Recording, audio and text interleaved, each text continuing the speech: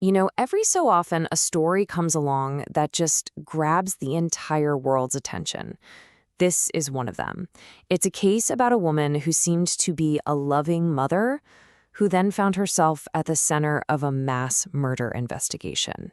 So let's get right into the truly disturbing story of Erin Patterson and her fatal family lunch. Really, this whole entire case just boils down to one single question. Was Erin Patterson a cold, calculated killer with a hidden motive? Or was this all just some horrible, unbelievable, tragic accident? Now, a jury has already made its decision, but as we walk through the evidence, you can make up your own mind. Okay, so it all kicks off with what was supposed to be a pretty normal family get-together. It's early July 2023, and Erin Patterson decides to invite her estranged husband's family over for lunch. And the reason she gives for this meeting, she needed to talk about some serious health issues. But then, the night before the lunch, her husband, Simon, cancels. He texts her saying things are just way too tense between them. And Erin's reply? Well, it's pretty telling. You can just feel the frustration in her words, right? She's really leaning on how much effort she put into this special meal. But even with that, Simon didn't change his mind. He didn't go. So let's just walk through the timeline of that day. At 12:30 in the afternoon, lunch is served. It's a homemade beef Wellington. About an hour and a half later, Erin drops a bombshell. She tells everyone she has cancer. But then, by midnight, things take an absolutely terrifying turn. Every single person who ate that lunch gets violently ill. Within 24 hours, all 4 of them are in the hospital, their organs are failing, and they are literally fighting for their lives. So now the scene shifts to the hospital. You've got doctors just scrambling, trying to figure out what is going on, and suspicion very quickly lands on 2 things. First, the mushrooms in the beef Wellington, and second, the really strange behavior of the one person who wasn't sick at all, the host, Erin Patterson. The culprit was a death cap mushroom. I mean, this thing is one of the most lethal fungi on the entire planet. It's filled with these toxins, amatoxins, that just systematically wreck your liver and your kidneys.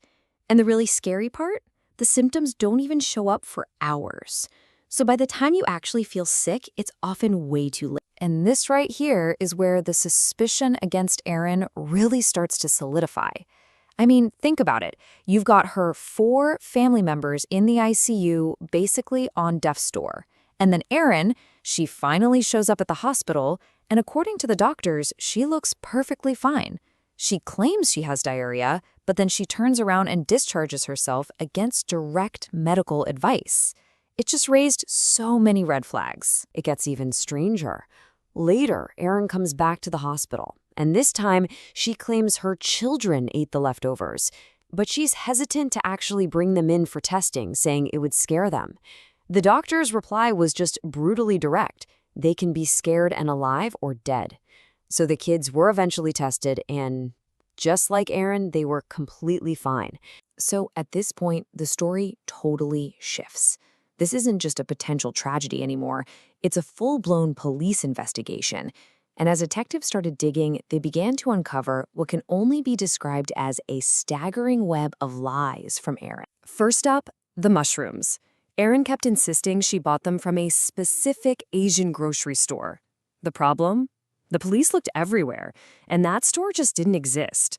But here's what they did find. A food dehydrator that Erin had tried to get rid of by tossing it in a dumpster. And when they tested it, yep, traces of death cap mushrooms. Then there's the whole story about her being sick. Remember, she claimed she was too ill with diarrhea to even drive herself to the hospital, but investigators pulled her phone records. And on that exact same day, she drove her son on a 90-minute trip for a flying lesson. And get this, her only stop was a 9-second visit to a restroom. That's not what someone who is severely ill does. And maybe the biggest, most shocking lie of all, the entire reason for the lunch in the first place. That cancer diagnosis she tearfully told her family about, it was a complete fabrication, a total lie. Her medical records confirmed she was perfectly healthy. The prosecution argued this was just a trick, a ruse to lure her targets to her house. So if this wasn't an accident, That means it must have been planned, right? Well, the prosecution said yes, absolutely. And to prove it, they pointed to a pretty damning digital trail that Erin left behind on her own devices. And this digital trail, it's like a step-by-step blueprint for a murder plot. First, they find she was researching the exact locations where these rare death cap mushrooms grow. Then, her phone's location data shows she actually traveled to those areas. On the way home from one of those trips, she buys that food dehydrator. And then, the final piece. When police show up to search her home, she factory resets one phone and swaps the SIM card on another. Those are the actions of someone trying to hide something. But why? What could possibly be the motive for something so horrible? Well, investigators found private messages that revealed this deep-seated anger she had towards her in-laws. After a fight with Simon about money and taxes, she was furious that his parents didn't back her up. She wrote things like, "His mom was horrified I had claimed child support." This paints a very different picture from the loving family she described to police. The deception seemed to go into every little detail of that lunch. Ian, the only survivor, he remembered that Erin's dinner plate was a different color from everyone else's. She also insisted on serving everyone herself, which meant she had total control over who got which piece of food. And while she acted like a devout Christian, just like the family, she was telling her friends privately that she was an atheist and even made fun of their faith. So all of this comes to a head at the trial.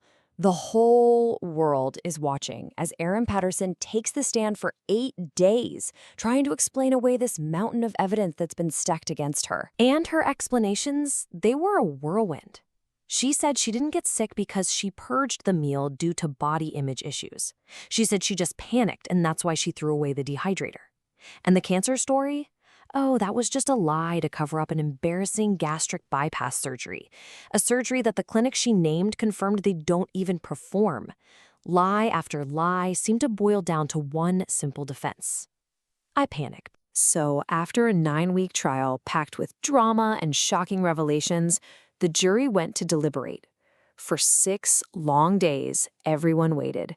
And finally, on July 7th, 2025, they came back with their verdict. For the deaths of her mother-in-law, Gail, her father-in-law, Don, and Gail's sister, Heather, the jury found Erin Patterson guilty on 3 counts of murder. And for the poisoning of Ian, the man who miraculously survived, they found her guilty on 1 count of attempted murder. So, the legal case is officially closed.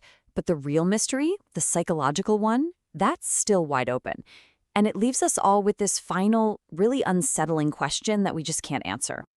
What actually happens inside someone's mind that turns a person everyone describes as a loving mother into a cold, calculated killer?